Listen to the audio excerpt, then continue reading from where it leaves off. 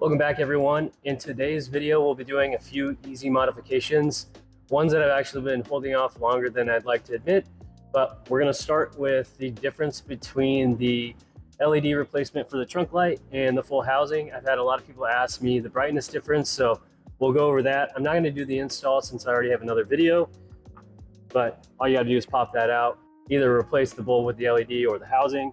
The next thing is, if you've ever been under the hood on these cars, there's a couple cavities above the fender wells and a lot of debris can get down in there. So we brought in some covers to cover those up. So if you ever have any leaves or anything like that, it's just gonna fall in these little buckets and then you can take all that gunk out and just toss it. So these are just installed with factory pop clips that are on each side. So that's gonna be super easy to install. And then the last thing is, I've never had this on any of my vehicles and it's a huge annoyance. I really hate it.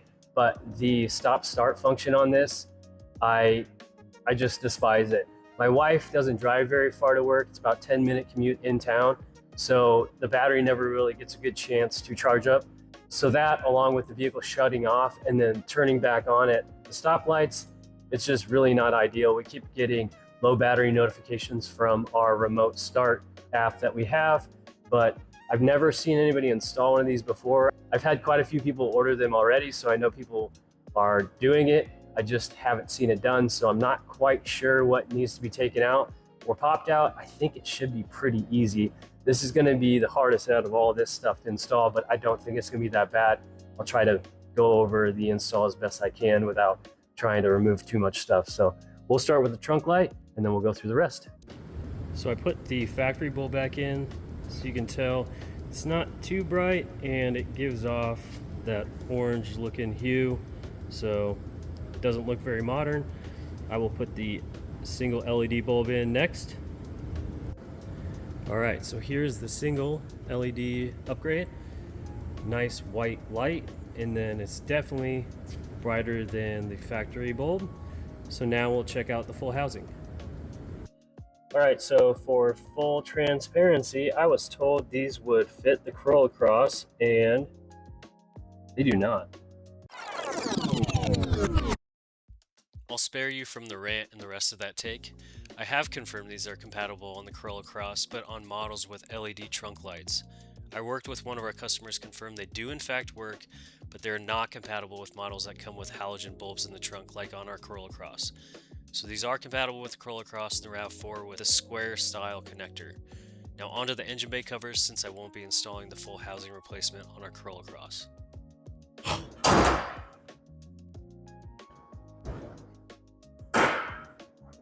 Oh, all right. So this is exactly what I am talking about. I have not even opened the hood yet. So you can see we got some leaves in there, and I bet, yeah, so this is why these are necessary. Oh yeah, there's tons of stuff in there. So I'm gonna get all this out.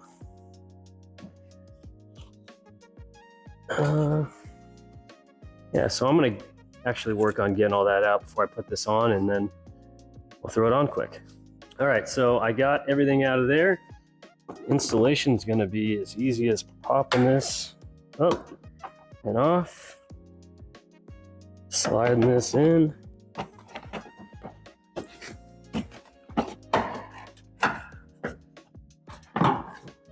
Now, for those that have our hood strut kit, the hood strut is playing a part in why this isn't able to go back all the way, so keep that in mind. I'll probably notch ours so that it can go up and in there as far as it's designed to. So I'll do that real quick, and then I'll come back and finish the install. All right, so I just notched that out a little bit for the hood strut and the bracket.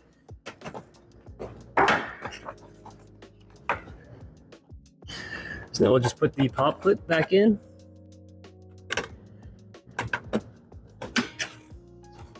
That's it. Just wanted to do a little close up if you can see it, but that's just kind of how it sits in there. It's not perfect, but definitely prevents anything from getting back in there. All right, so I've been poking around in here and I think I have an idea how these come out. Need to pull these two sides out first. One, two, and then grab your pry tool, come down and pop these sides out.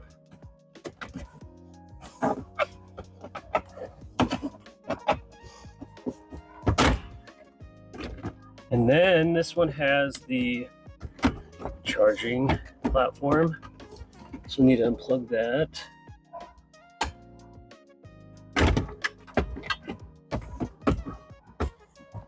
Set that aside. And then you'll want to push the boot down, and you should be able to pop this out.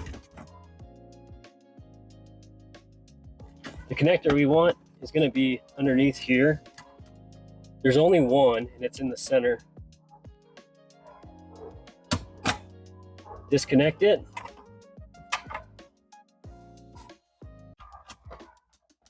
Grab the placement. That's it. You just need to kind of get it hidden in there.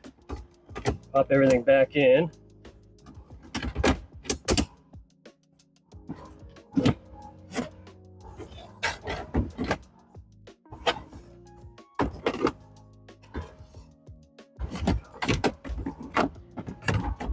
Plug that back in.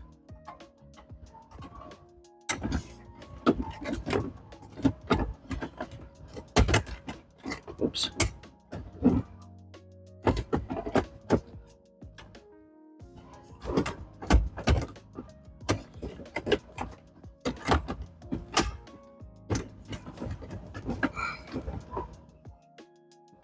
What's going on here? Oh, connector's getting stuck in the front. There you go.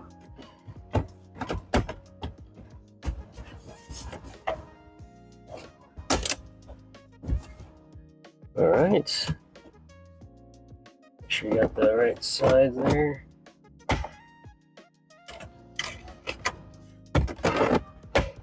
That's it. Not bad at all. All right, so we are done with everything we wanted to do. The stop-start eliminator was way easier than I thought it would be. Once I started looking around what needed to be removed, I could tell that wouldn't take too long. So it's just popping out those panels and getting underneath where that connector's at. So really excited to have that on here now so that the car isn't constantly shutting off at lights. And then really happy to have those covers inside the engine bay to prevent debris getting down on those fender wells. I didn't have to trim the passenger side for the hood strut. So those of you with hood struts, you just need to trim off a little bit on the driver. I'd still test fit it to get an idea of how much you need to take out, because I think I took a little more than I needed to. Not a huge deal, but those without hood struts, just throw them on. Takes a minute.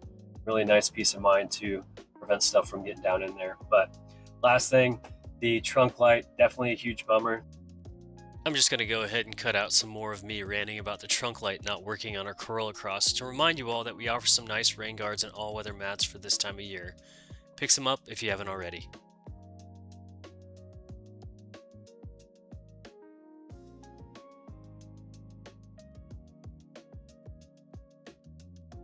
If you guys have any questions, feel free to email us at sales@cxmods.com or find us on social media and message us there.